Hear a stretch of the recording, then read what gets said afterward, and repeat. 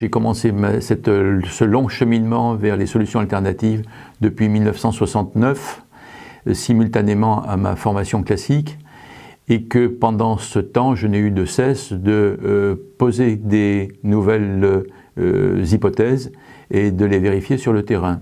Donc c'est un long cheminement qui aujourd'hui nous permet d'affirmer qu'il existe des solutions alternatives et que ces solutions sont efficaces en élevage. Parmi toutes les solutions alternatives, j'ai été, comme la plupart de ceux qui s'y intéressent, initialement fasciné par la capacité de certaines à corriger des situations qui étaient considérées un peu comme des situations catastrophiques.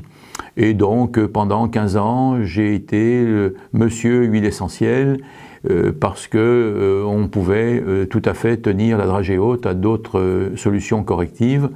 Et puis j'ai régressé dans cette position-là pour pouvoir me mettre directement au service des éleveurs et comprendre qu'on ne pouvait pas atteindre ou gérer plutôt la santé animale directement avec des solutions curatives. Il fallait impérativement aborder le problème des techniques d'élevage pour que les solutions curatives donnent des résultats qui soient constants derrière. Et c'est ça le point clé de ma démarche, c'est ne plus être monsieur huile essentielle, je suis maintenant monsieur éleveur. Et j'aime bien cette position-là parce qu'elle me permet un dialogue très rapproché avec les gens qui ont en responsabilité la santé des animaux.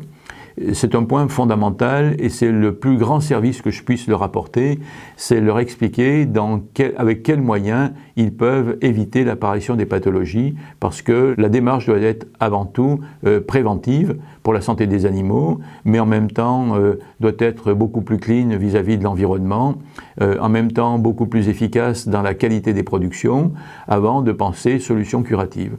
Les solutions curatives alternatives ne sont que des corrections à la marge dans une démarche beaucoup plus globale qui est une démarche préventive.